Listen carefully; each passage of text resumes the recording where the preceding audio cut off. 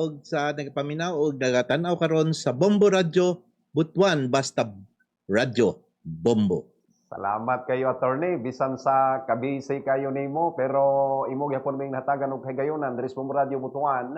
Unang-una, attorney, ato lang Siron, kining imo nga mga panglantaw. Subay pod, no, nini nga gihimo karon sa kahalapad, no, nga panagatigom gato na sa mga kaigsunan nga may Lisa ni Cristo nga mga nagsuporta. No, labi na gyud gato na kang Senator Dante Marcolita. Unsa posibleng epekto ni attorney? Well, ang epekto ani is that nakamat ko na jud ang mga tao kay sa karon as we speak daghan jud nag-attend dito Steve, no, o daghan po nag-aabot, no, even from Mindanao sa Davao daghan nang lupa dito karon, even from Visayas I think, because ang call of action manggod sa DDS All Confederation of Parallel Groups mo attend me, mo appeal me.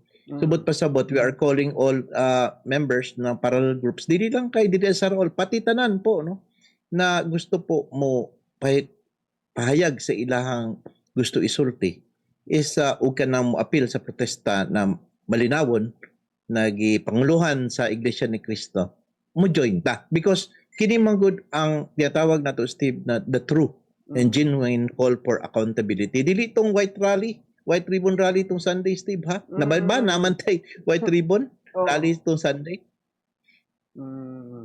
So sa ato pa ni attorney, kini nga gihimo nila karon dili lang purely mga miyembro sa Iglesia ni Cristo kundi daghan, no, uban mga grupo nga may participate ani.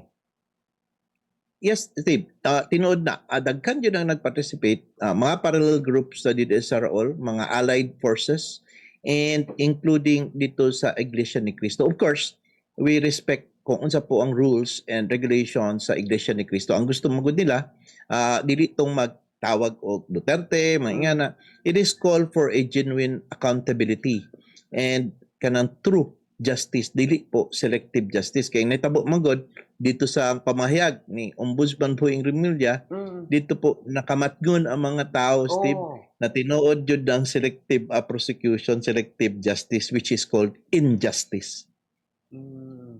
Yeah. Yes. Ang arita sa gihimo nga papriskon kagahapon ni Ombudsman Boying Remulla, gumikan na turni kay pretindaghanag gyud na kurat. No, nga sa una niya nga pronouncement, hinog na kuno kayo, labi na kining kaso ni Senator Joel Villanueva, pero murag kalit man nga ni decline, o niya murag ipuli man hinon kini si Senator Dante Marcolita, murag baga nahimong katawanan hinon ang iyang priskon kagahapon. Yes. Ug mapansin nimo, Steve, no, ang mga reporter dito ba kato naga-question gaya, di ba? Question and answer man na. Matay, murag sila ang nakuratan. Oo. Makita nimo ang ilang panguta, sir, makita nimo si Boying Remulla na lamig kayong katawag, smile. Oo. No, para nakita niya ang mga reporters na they were all shocked and awed ba kasi ngano man na unahon man jud og file si Marcoleta og kini manggong si kining si Joel Villanueva na last year pa niya ingon na hinog pati si Chis Escudero ug si Martin Romualdez nasa preliminary investigation stage pa lang. So klaro jud kayo na di man pud siguro na kinahanglan pa nato maging hawd pa sa balaod ug sa political analysta sa ilang ginabuhat, klaro man jud ang ilang choice jud, no, ang ilang selective justice, Steve, no. So that's why tama ka, makatawatan na maglagot ba takasabot sa atong gibati, no. But nevertheless, kini jud ang klaro po, no, na panghitabo na wala jud kaagwanta ang mga tao in town o tanan po na nasubo, no, sa ilang gibuhat, no, na pagbuhat ni Boying Remulla. Na klaro man po na paano man magkaroon og plunder case in town, Steve, ikaw na private donation man na, dili man na kwarta sa gobyerno, di man na kwarta sa tao. In fact, napad yung decision ang COMELEC na wala siya sala. Ngano man jud ipugos. O, di ba? So, unsa may dahilan ana, Steve? Ngano ipugos? Lagi. Mo na pinaka labi na sa mga yano nga mga katawhan attorney nakapangutana mismo nga unsa man day buot ipasabot ba kun moingon taog kasong plunder, unsa may kanang buot ipasabot meaning ang kwarta nga purely donation, ang uban man nakapangutana ma-consider na ini nga plunder nga di man to kwarta sa gobyerno? mao gani na Steve na ako plantong plano mag-donate unta kog kwarta sa imo maski 100 pesos bisig ma-plunder tan duha di na lang no.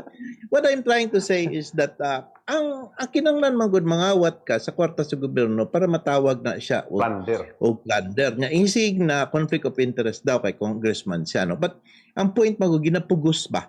Now, kabalo magud ta na di nakalusot no. If Marcoleta will file is a motion to dismiss or to quash the information or i-question niya na sa proper forum, makalusot man yun siya, ma-absuelto siya. Pero gaano ba kabilis ang pagdagan sa ato ang proseso sa judiciary? Kabalo banta na it takes time, no? By that time na human na pod ang impeachment proceedings. Kabalo banta na kinahanglan nato si Marcoleta sa impeachment proceedings. Kaya nga naman, batikan abogado man na siya, litigation lawyer man na siya pares nato, no? Subot pa sabot, ang iyang mga series of questions dito sa mga witnesses, no? Not only sa prosecution, pati sa defense side, mas mahatagan jud niya og kanang saktong pagpangutana na ang kinahanglan jud nato na gusto jud nato na mga pangutana dili lang kay cover up, no? So ang purpose jud nila is para di jud siya makaparticipate sa proceeding sa impeachment.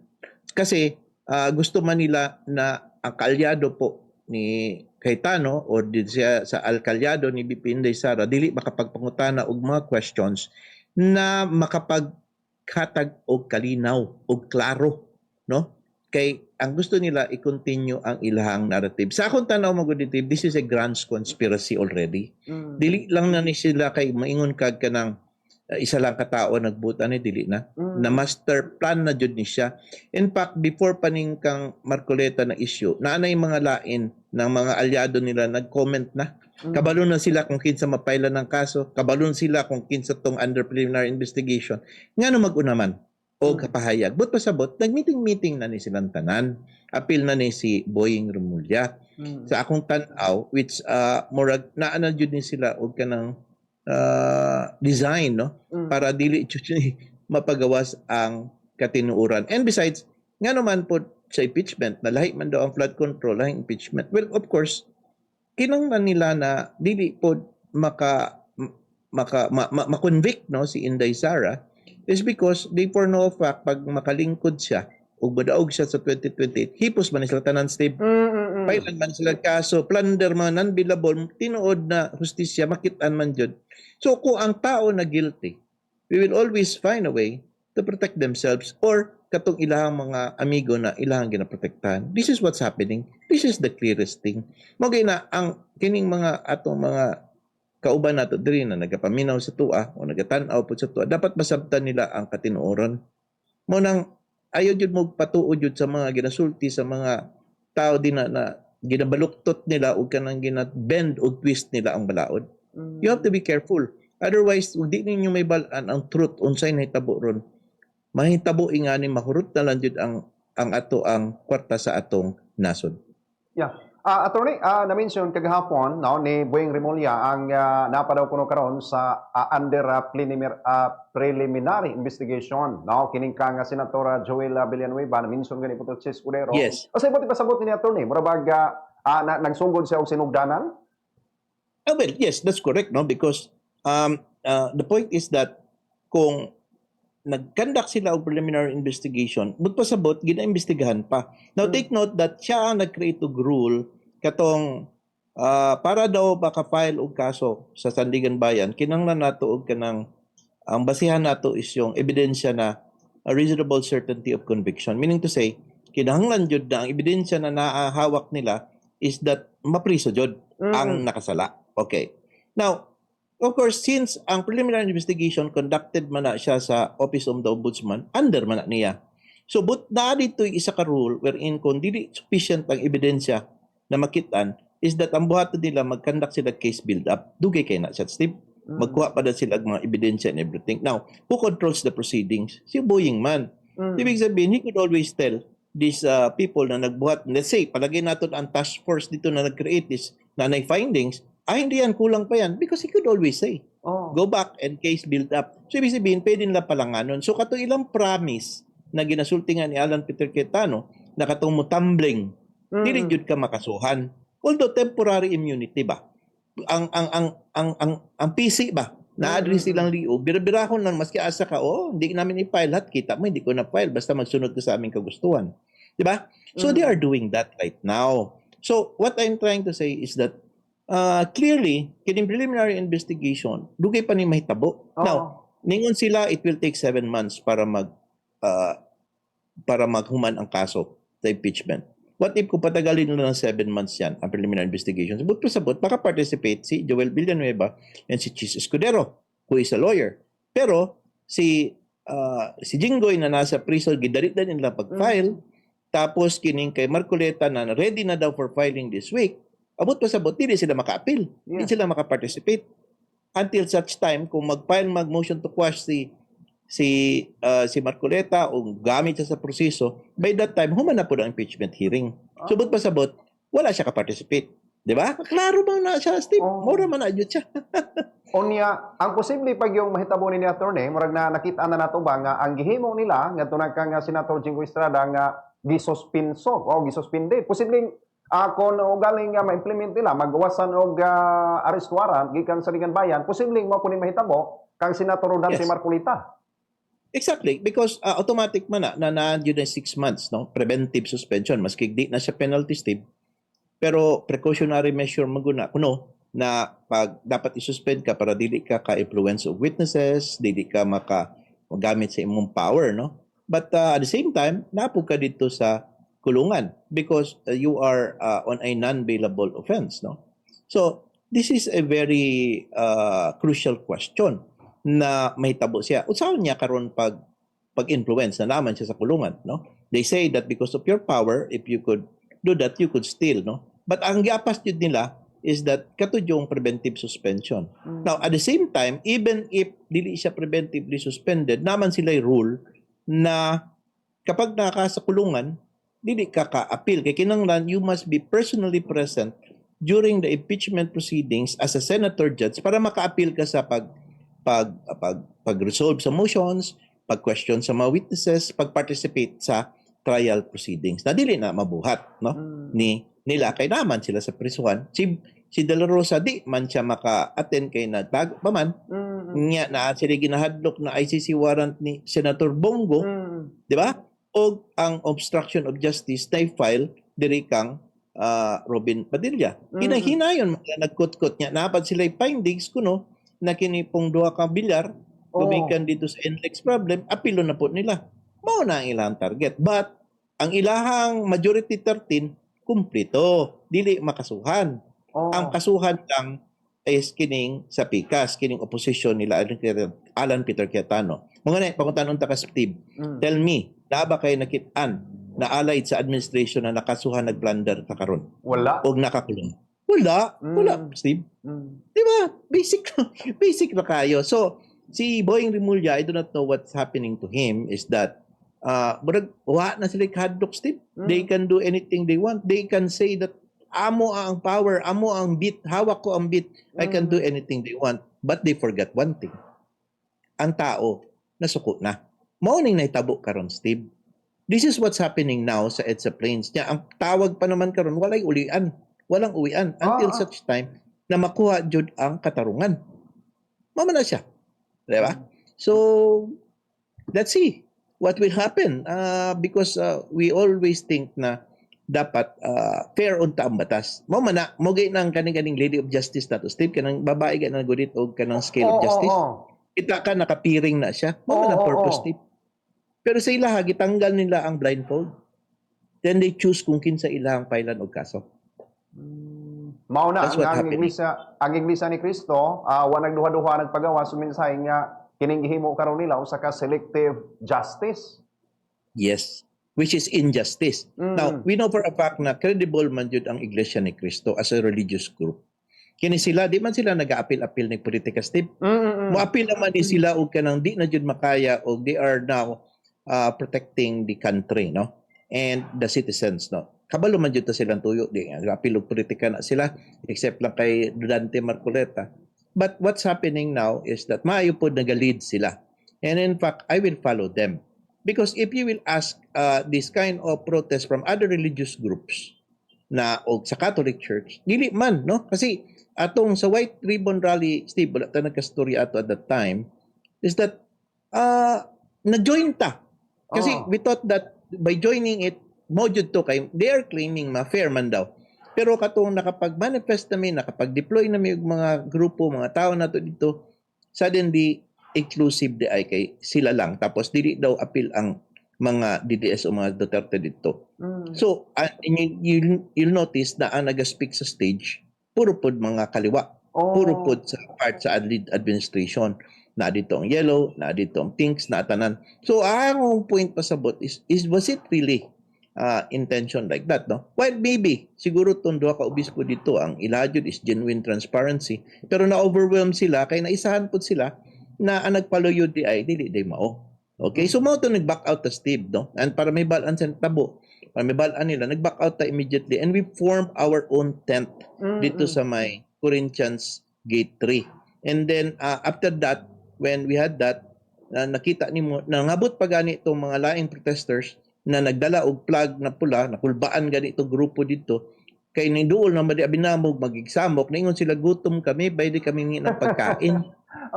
So pinakain po natin, Steve, no? And they were chanting, ginapang tabak-tamakan itong flag, ningon sila Duterte man kami, nanghingi naman kami ng nagtanggap naman kayo ng bayad, pero problema namin kay ang promise 500, 150 lagi hatag. Tapos wala pa kaming tubig, wala kaming pagkain, pwede kaming kumain. Open man tatanan, yung ipakaon.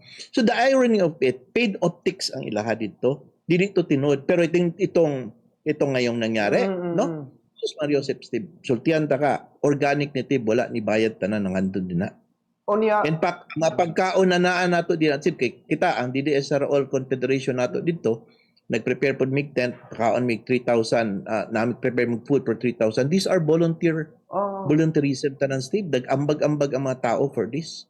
This is what you call the genuine love of the people for transparency, accountability, and love for the country. Mo ni patriotism, Steve.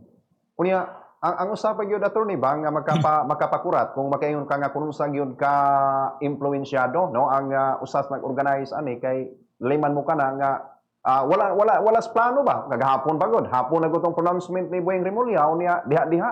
Dali sila nga naka-organize, nakapatipok og pila ka libo nga mga tawo karon murag I think nanas mga 10,000 na campaign ang nagkatapok ito. Nya posible mo daghan pa gyud ni. Actually, Steve, I will tell you the truth. Actually, nakaplano ni siya. In expectation na kung palpak ang White Ribbon Rally. Tinood na. If only siguro kung naging tarong tong protesta atong Sunday, dili may tabo ba? Kung naging open due to for all, maybe I cannot speak for the iglesia, maybe they could have attended. But even before that, the day before that, we have already received informations na ingani lagi inclusive sila. We were testing the waters na kung true ba jud ang ilang genuine call for accountability. Pero kini siya, Steve, ready na jud pud ang nitabuan ning 30, and basically na po inihong-nihong na kung sakaling yabag-yabag tong dito sa White Ribbon, which it happened dayon jud ning June 30. Ang pangutanan ni attorney ang pangutanan ni kung nga posibleng kanon sa kani sila taman kay ang Palacios Malacañang kay tuwa dito sa BBM aksyon nagkabalaka. Waabot bis na dito kung hangtod kanon sa sila taman magtapok-tapok. Well, ang sulti gani sa mga kauban nato dito is that di na mangulit. Tuloy-tuloy na jud ni kasi ang question mo guni pagkahuman ani. Do you think dili sila mag-proceed? Magpadayon man ni sila, Steve. Ang grupo, ang administrasyon, dili man ni sila mo-stop. Kay ingon daw sila, manhid na kami diyan. Puro lang yan salita. Isang protest yan, mag-uwi na naman yan. Pagkatapos, tuloy pa rin ang aming ligaya, tuloy pa rin aming gagawin. But this time, it's different. That's why the call for unity here is all over the Philippines and even worldwide. Everybody is supporting this endeavor now na ginabuhat, na ginalead sa INC.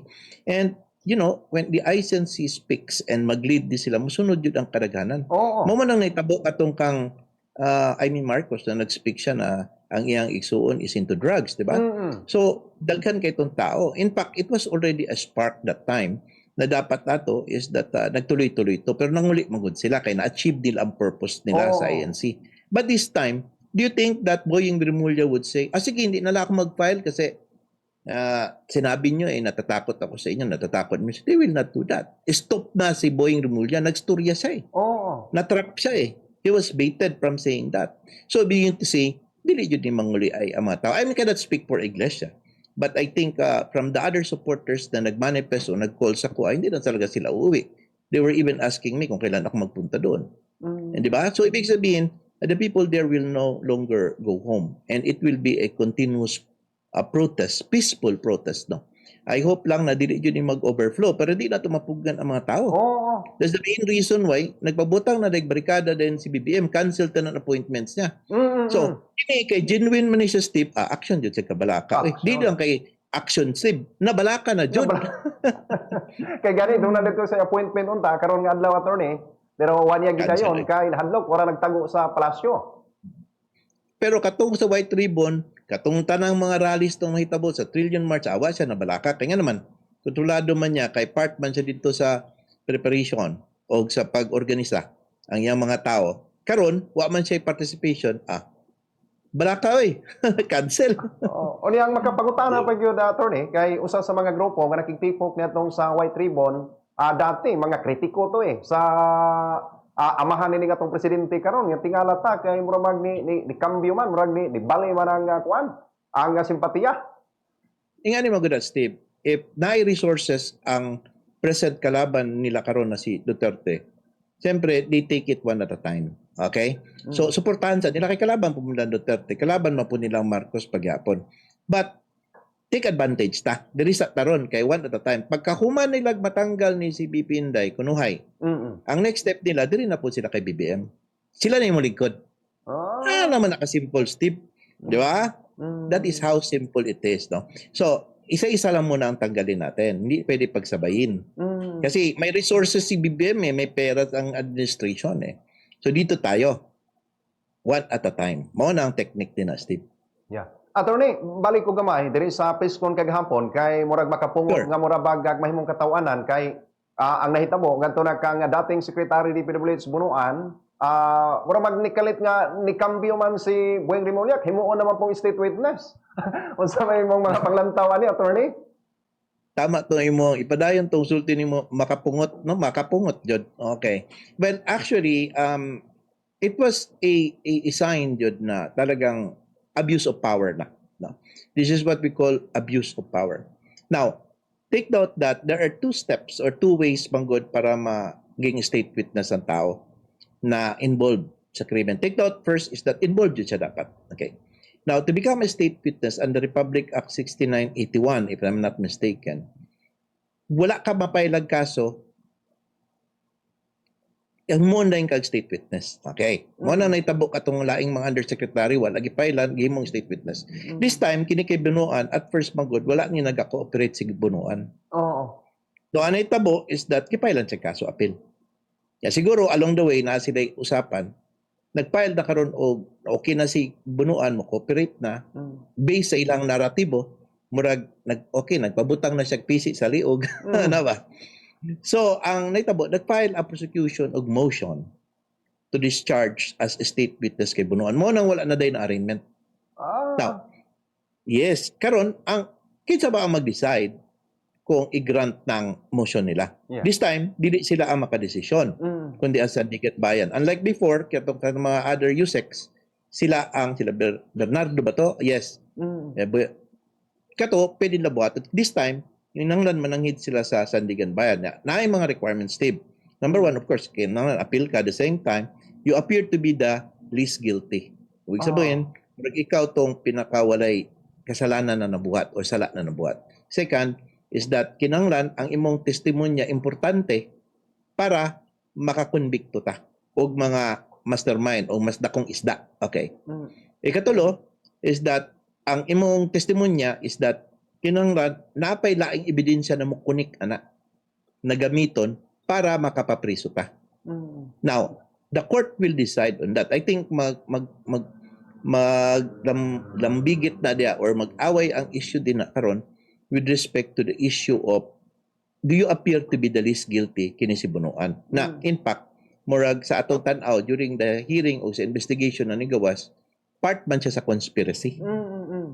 Ilingkod man siya as secretary din na para diya sa controversy na. So part siya sa conspiracy. So let us wait for the Sandigan Bayan for that. But actually, the issue is that the mere fact na nagsuggest si Boying Rimulya na gi-discharge siya as a state witness si Bunuan, that is somewhat crucial na karon.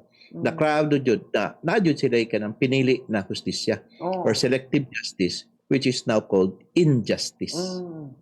Pero ang pinagapangutanan ni Atty. Ba, unsaon nimo karon mamahimo kang least guilty nga ikaw ang sekretary sa usa ka ahensya unya mamahimo nung kang least guilty murag lisod ba kun ang pagpabarog kung mingon tawo ga least guilty unya amra bag alanganin kayo kay siya gud maoy pinaka-head no sa ilang ahensya. Kabalo ka, Steve?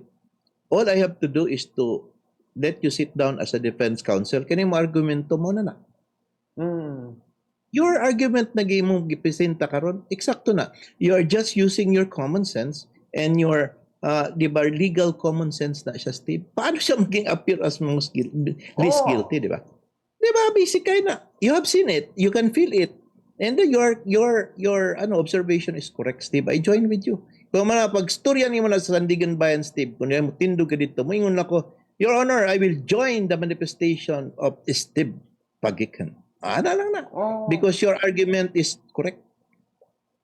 So base lang mahitabo pa ni Atty. Kung makadesisyon kung makadesisyon ba si Senator Jinggoy nga mobali na lang ko speakers, at least makatabang kung kuan dito para ma-convict ni Sara basi himuon na po nilang kuan advice no kanabang ipagawa sila magmusyo na po ni si Ombudsman Boying Rimulya. I don't think so. Kini si Jinggoy anad ni kaso, survivor ni kaso. Mao gyud tawag siya the usual suspect. And you know for a fact that dili na siya mobali in the sense that he is considered as a hero now by the people. Kung unsa man tong mga sala niya sa iyang pagkatao, wala, limpyo siya karon. Perting limpyo ha. Because desperado magud ang tao karon magngita og mga tao na gustong mutabang. So I don't think he will transfer, no. Ang akong ginakuyawan ani karon og daghan mo transfer hinuon gikan sa minority. Makuratan naman. Baliktad na lang ko sila dito lapit katong makuha na mulihok na ilang konsensya ba matouch na ba pero di naman ni mao ni atong ginabuhat oy. If that is the case, well ang basis nila karon if what's happening now in the present situation sa EDSA, the people are already asking, the people are shouting, the people are tired, angry, suko na tanan, dili na makaagwanta. Magbulag-bulagan pa ba sila? Dili pa ba nila masabtan ni unsay gusto sa mga tao that the people man ang masunod? Vox populi, the voice of the people is the supreme law. So kung yan po ang gusto ng mga tao, makinig po kayo. Sundan po natin ang gusto ng mga tao. Do not play your own game and use your own abuse of power. Hindi po pwede yan. Yeah. Dirita to ni sa kuan, dirita sa impeachment, no? Sa atong vice presidente kay hapit na ni pizza size, no? Sa Hulyo, usa kahay lantaw ga nakita nimo ni attorney maka aginod yung ni sa tuloy-tuloy kining impeachment para kang BP Sara. Madayon ba, Steve? Madayon ba yung kaha? Well, let us see. Suppose i-assume na ito madayon. Well, of course, ready naman po ang defense, no? And the defense have several motions na murag ginaandam, no? As I understand, no, og akong reading, una is that they will ask the threshold kung pila ba ang conviction. Is it 16? Kasi maraming pronouncements sa mga ibang senator judges that are saying na it could be lesser than that, no? And in fact, ang prosecution po suggesting ingana po. And daghan po nagastorya, no? And because of that, in order mag-proceed sila sa hearing, considering there are supposed to be 24 senators na mag-decide, is that question na nila. Ano sa ba yun ang inyong threshold na gusto? Is it 2/3 of all the members of the Senate, whether or not they are in detention or di sila mo appeal, basta as long as ang number would still remain as 16, kay 23 of 2/3 of that is 16, or ubsan ba ninyo? So that if they will have a ruling, then it can be, sabihin it's lower than ah, 24 ang threshold para maging ang 2/3 or less than 16, on defense, musakad yun na sa Supreme Court. Pag maingon po ang impeachment court, no, it should be 16 yun kay 2/3 of 24. Pwede po ang prosecution musaka Supreme Court. Arguing that dili man na sila participating senators, paano sila makasali niyan? They would mean that since they are not participating senators, then they should not be included in the counting. So yun ang mga issue dyan, no? The threshold rule. Muna ako ang ginatanaw din na. So it is possible na basta hindi madayon because of that legal question until such time that would be determined. Yeah. Tapos karon doon na murag mao ra gyud ang final attorney kay kaniadto doon na tay mga hinungihong nga mauna ang preside pero karon migawas gyud ang pangalan ni Senate President. Isip usa ka abogado. Unsay mo nga nakita labi na kay dili ni abogado no kining Senate President spitaw gani kanang magampanan magyag niya ang papel isip pa presiding judge atol sa mga impeachment sanglit dili siya abogado. Yes, sir. In the first place, the Constitution said na the Senate President should preside. And dili sila pwede makabuhat og rules to choose, no? Because the Constitution, klaro man good, except sa President, ang Senate President, no? Except the President of the Philippines, no? Kundi, ang mag-hear yun, ang Senate President. Now, BP Inday ko na. So therefore, Senate President. Now, whether or not he is not a lawyer, he could always get assistance from some lawyers also. So he could get somebody to be his assistant. So if there is a certain motion na medyo questionable, dagang objections, dagang comments sa PICAS, then maybe he could refer it, no? Or even he could refer it sa group nila sa 24. O ano ba dapat itong decision? But the problem is that since meron tayong clear case of opposition and kining administration, then therefore, kinahanglan jud niya equip siya. Kasi basic motions, no? Gamitan na siya Latin din na, masabtan ba niya na Latin? Di ba? For example, sabihin dito, objection, Your Honor, res ipsa loquitur. The thing speaks for itself. Sana? Ang sawad is appeal. O part of res gestae, Your Honor. O sabi na, masabtan ba niya ng part of res gestae? No, that, di ba? It is not hearsay because part of project. Parang things like that, no? So he needs to ask, no, some legal help, no? Sir, yung ibig sabihin po niyan, gano'n. No? And at least he has also to read a basic evidence. Otherwise, he could not rule properly on the motion. So, but I believe still that he should be the one to preside because why? Senate President ka, nagpa-elect ka na Senate President, dili anuhin mo yan, gampanan mo ang tungkulin mo under the Constitution. Sige. Diba? So, salamat kayo, attorney. Basin doon na pa kay dugang pa, Yes. no? Nga mga Yes. mga ipaabot, no? Ngadto na pagklaro, no? Nining mga isyu mga nagapakita po karon sa tong katilingban, attorney. Yes po. Actually ang DDSR All Confederation na may kadang pahayag ng suporta, no. It is in Tagalog, so I will read it, no. Yes. So ito na po ang tamang panahon, mga kababayan, upang magkaisa ang mamamayan. Hindi tayo titigil. Hindi kami titigil. At hindi tayo aalis hanggat hindi pinapakinggan ang tinig ng taong bayan at hindi itinutuwid ang baluktot na pagpapatupad ng batas. Ang DDS-SARA All Confederation of Parallel Groups, no, ay nagpapahayag ng buong suporta sa mapayapang pagtitipon ng Iglesia ni Cristo at ng lahat ng Pilipinong naninindigan para sa katarungan, pananagutan at tunay na reforma. Manlinaw ang ating paninindigan. Ang pagkilos na ito ay dapat mapanatiling mapayapa, maayos at naayon sa batas at sa saligang batas. Hindi tayo nananawagan ng karahasan. Hindi tayo nananawagan ng kaguluhan. Ang ating ipinaglalaban ay ang karapatan ng mamamayan na magsalita, magtipon at iparinig ang kanilang hinaing sa pamahalaan. Panahon na upang pakinggan ang sambayanan. Panahon na upang ituwid ang mali. Panahon na upang ipatupad ang batas ng patas, makatarungan at walang kinikilingan. Ang DDS-SARA All Confederation ay nakikiisa sa INC, sa lahat ng mapayapang kalahok at sa bawat Pilipinong naniniwalang ang kapangyarihan ng pamahalaan ay dapat laging nakaugat sa taong bayan. Boses po ng taong bayan ang importante. Vox populi. The voice of the people is the supreme law. Wala na po itong uwian. Magandang araw po sa inyong lahat. Once again, Attorney Raymond Bato, sir, daghan kayong salamat o maayong hapon, Attorney. Maraming salamat po. Daghan kayong salamat inyong nabati mga kahigalaan sa Attorney Raymond